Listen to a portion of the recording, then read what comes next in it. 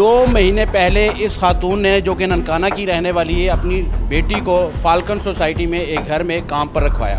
लेकिन अब उस बच्ची की शादी करनी है, लेकिन घर वाले जहां पर काम पर रखवाया था वो छोड़ नहीं रहे। वो कह रहे इतने पैसे लेकर आओ फिर हम आपकी बेटी को छोड़ेंगे।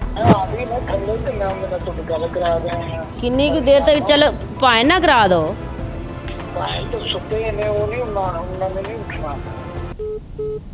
MYK में आपको खुशामदीद कहेंगे।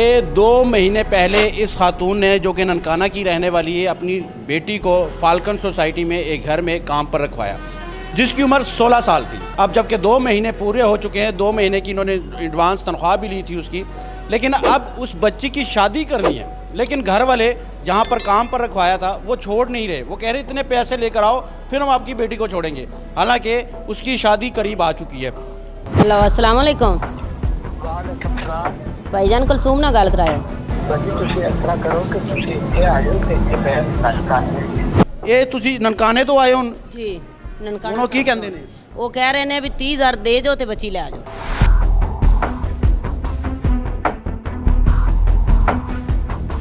बेटी नाल या किसी नाल गल हो सकती है?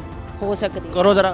अच्छा, तकरीबन ये आप माजी उठा के देख लें कि ऐसे वाक़यात जन्म लेते हैं। अभी कुछ ही अरसा पहले एक घर से एक मुलाजमा की लाश मिली थी जो कि लटकी हुई थी, जिसको कहा गया था कि इसने ख़ुद को फांसी लगाई है, लेकिन उसके जिस्म पर तशद्दुद के निशानात थे। इससे पहले भी ऐसी खबरें आती रही हैं, मुलाजमा पर तशद्दुद, उनको मार देना, उनको कत्ल कर देना, उसको बोरी में बंद करके कहीं फेंक देना। ये सारे वाक़यात और ये सारे मामलात आप तक पहुँचते रहते हैं। लेकिन इस खातून के साथ भी कुछ ऐसा ही है। खुदा ना करे इसकी 16 साल बेटी को अगर कुछ हो जाए तो फिर। हेलो अस्सलाम वालेकुम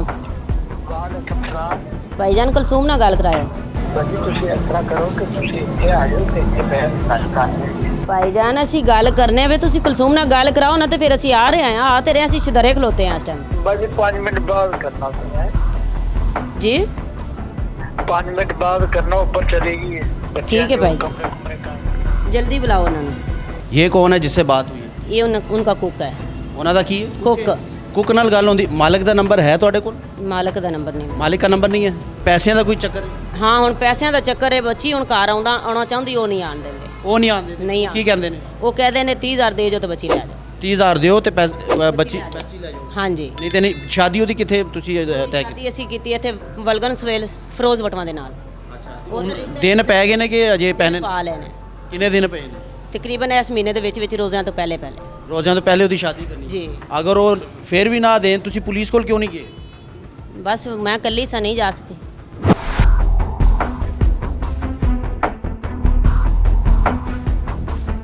ਤੁਸੀਂ ਸਮਝਦੇ ਹੋ ਕਿ ਬੱਚੀ ਨੂੰ 16 ਸਾਲ ਦੀ ਬੱਚੀ ਨੂੰ ਤੁਸੀਂ ਕੰਮ ਤੇ ਪਾਤਾ ਹੈ, ਗਲਤੀ ਨਹੀਂ ਹੈ? ਬਿਲਕੁਲ ਜਵਾਨ ਲੜਕੀ ਹੈ। ਬਿਲਕੁਲ ਗਲਤੀ ਹੈ। ये गलती है ना। जवान लड़की ਨੂੰ ਤੁਸੀਂ ਇਹਨੂੰ दूजे शहर ਵਿੱਚ ਜਾ ਕੇ ਕੰਮ ਤੇ रखवा देंगे। क्योंकि माजी में भी ऐसी तस्वीरें, ऐसी खबरें हम तक पहुंची है जो कि जवान लड़कियां जो मुलाजमा होती हैं। ਮਜਬੂਰੀਆਂ ਹੁੰਦੀਆਂ ਨੇ ਕੁਝ ਇਨਸਾਨ ਦੀਆਂ ਮਜਬੂਰੀਆਂ ਐਸੀਆਂ ਹੁੰਦੀਆਂ ਵੀ ਬੱਚਿਆਂ ਨੂੰ ਕੰਮ ਤੇ ਛੱਡਣਾ ਪੈ ਜਾਂਦਾ। ਕੀ ਮਜਬੂਰੀ ਸੀ? ਕਿਸੇ ਦੇ ਪੈਸੇ ਦੇਣੇ ਸਨ 40,000 ਰੁਪਇਆ, ਉਹਨਾਂ ਨੇ ਸਾਨੂੰ ਮਜਬੂਰ ਕੀਤਾ ਸੀ ਬੱਚੀ ਕੰਮ ਤੇ। ਬੱਚੀ ਦਾ ਵਾਲਿਦ ਹੈ? ਨਹੀਂ, ਬੱਚੀ ਦੇ ਵਾਲਿਦ ਫੌਤ ਹੋ ਗਏ। ਵਾਲਿਦ ਫੌਤ ਹੋਇਆ? ਜੀ। ਬੱਚੇ ਕਿੰਨੇ ਨੇ ਟੋਟਲ? ਬੱਚੇ 6, 4 ਬੇਟੇ ਨੇ, 2 ਬੇਟੀਆਂ ਨੇ। 2 ਬੇਟੀਆਂ ਨੇ। ਬਾਕੀ ਵੀ ਕੰਮ ਕਰਦੇ ਨੇ ਘਰਾਂ 'ਚ? ਹਾਂ, ਇੱਕ ਵੱਡੀ ਬੱਚੀ ਜਿਹੜੀ ਉਹ ਵੀ ਕੰਮ ਕਰਦੀ, ਉਹ ਐਕਸੀਡੈਂਟ ਹੈ, ਉਹ ਬਿਲਕੁਲ ਬਿਹਤਰ ਹੈ। ਹਾਂ, ਉਹਨੂੰ ਕੋਈ ਪਰੇਸ਼ਾਨੀ ਨਹੀਂ। ਉਹਦੀ ਕਿੰਨੀ ਉਮਰ ਹੈ? ਉਹਦੀ ਉਮਰ ਹੈ 18 ਸਾਲ। ਉਹਦੀ ਸ਼ਾਦੀ ਨਹੀਂ ਕੀਤੀ? ਨਹੀਂ ਜੀ ਕੀਤੀ। ਅੱਛਾ, ਪਹਿਲੇ ਇਹਦੀ ਸ਼ਾਦੀ ਤੈਅ ਕਰ? ਜੀ। ਇਹਦੇ ਸਸੁਰਾਲ ਕਾਲੇ ਸੀ, ਜਲਦੀ ਸੀ ਉਹਨਾਂ ਨਾਲ। ਉਹਦਾ ਰਿਸ਼ਤਾ ਹੋਇਆ ਕਿ ਨਹੀਂ? ਨਹੀਂ, ਉਹਦਾ ਰਿਸ਼ਤਾ ਅਜੇ ਕੀਤਾ ਹੀ ਨਹੀਂਗਾ। ਇਹ ਜਵਾਨ ਲੜਕੀਆਂ ਤੁਸੀਂ ਰਖਵਾ ਦਿੰਦੇ ਹੋ, ਫਿਰ ਉਧਰੋਂ ਉਹਨਾਂ ਤਸ਼ੱਦਦ ਕਰਦੇ ਨੇ, ਮਾਰਦੇ ਨੇ, ਫਿਰ ਖਬਰਾਂ ਆਉਂਦੀਆਂ ਨੇ ਮੁਲਾਜ਼ਮਾ ਕਤਲ ਹੋ ਗਈ, ਡੈਡ ਬੋਡੀ ਮਿਲ ਗਈ, ਫਾਂਸੀ ਲੈ ਲਈ। ਇਹ ਵੀ ਤੇ ਚੀਜ਼ਾਂ ਹੁੰਦੀਆਂ ਨੇ ਨਾ। ਤੁਸੀਂ ਇਹ ਰਿਸਕ ਕਿਵੇਂ ਲੈ ਲੈਂਦੇ ਹੋ? ਇਹ ਤੇ ਸਮਝ ਤੋਂ ਬਾਹਰ ਹੈ ਕਿ ਮਾਂ ਪਿਓ ਕਿਸ ਤਰ੍ਹਾਂ। ਪਿੰਡ ਥਾਂ ਦੇ ਲੋਕਾਂ ਨੂੰ ਨਹੀਂ ਇਹਨਾਂ ਚੀਜ਼ਾਂ ਦਾ ਪਤਾ। ਮੁੰਡੇ ਤੇਰੇ ਕੰਮ ਨਹੀਂ ਕਰਦੇ? ਮੁੰਡੇ ਕੰਮ ਕਰਦੇ ਨੇ ਲੇਕਿਨ ਪੂਰੀ ਨਹੀਂ ਸੀ ਹੁੰਦੀ? ਨਹੀਂ ਸੀ ਹੁੰਦੀ। ਘਰ ਕਿਰਾਇਆ ਇੱਕ ਆਪਣਾ? नहीं, किसी दे डेरे पे बैठे किसी दे डेरे पे बैठे जी। ये हालात है जी। अभी कुक से बात हुई है, कुक कह रहे हैं कि 5 मिनट तक दोबारा कॉल करें, हम वेट करेंगे इसकी बेटी से इसकी बात होती है या नहीं, ये हम आपको दिखाएंगे आगे चलकर। लेकिन इनका इंटरव्यू करने का मकसद ये था कि ये काम टोटली रिस्क पर होता है। माजी से लेकर अब तक जो कि इस सूरत हाल को देखा जाए, पूरी खबरें ही आई हैं। या तो बच्ची की लाश मिलती है, या बच्ची पर तशद्दुद होता है, या बच्ची के बाल काट दिए जाते हैं, यानी कि तशद्दुद का निशाना बनाया जाता है इन बच्चियों को। तो ये भी जीती जागती तस्वीरें। अल्लाह ना करे उस बच्ची को कुछ हो, लेकिन हम कोशिश करेंगे कि बच्ची से बात हो। कायना कुलसूम ना गाल कराओ। बड़ी वो ऊपर गई, ऊपर मैं नहीं कभी गया बच्चे हैं जी। मैं आवाज दी अगों ने आवाज नहीं सुनी, मैं आदमी ना थल्ले ते मैं मेरा तो गल करा गए हैं किन्नी की देर तक चल भाएं ना करा दो। भाई तो सुते ने वो नहीं उन्होंने नहीं उठना।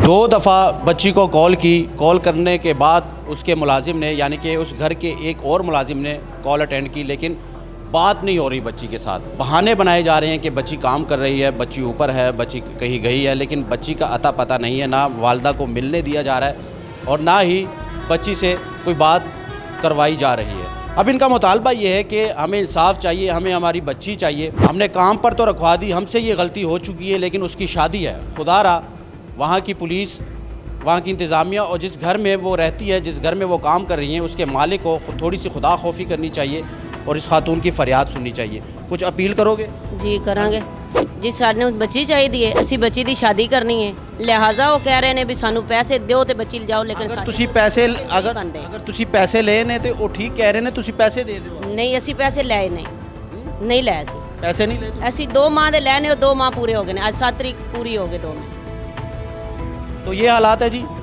आज के MYK में सिर्फ इतना ही। जाते जाते मैं ये मैसेज दूंगा कि ये सबसे बड़ा रिस्क है कि अपने जिगर के टुकड़े को, अपने खून को, फिर जवान लड़की को आप कहीं पर काम पर रखवाते हैं तो वो टोटली रिस्क है, क्योंकि माजी में इसकी जो खबरें आई हैं वो अच्छी नहीं है। तो अल्लाह करे इसकी बेटी इसको सही सलामत मिल जाए और इसकी शादी हो जाए। तो आज के MYK में सिर्फ इतना है।